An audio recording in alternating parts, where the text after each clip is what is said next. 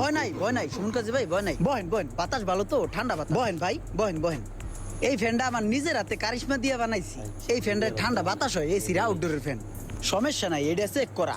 গত বছর খালি একবার সুইট দেয় এক কর্মচারীর কান শাখা ডেকেছিল।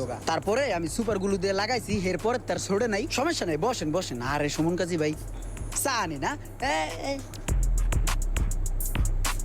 তারপর দিনকাল কেমন যাইতেছে? এই তো দাদু ভাই, আলহামদুলিল্লাহ ভালো। তোমার মতন একটা দাদু থাকতে আবার খারাপ থাকে কেমনে? আচ্ছা হনো, যে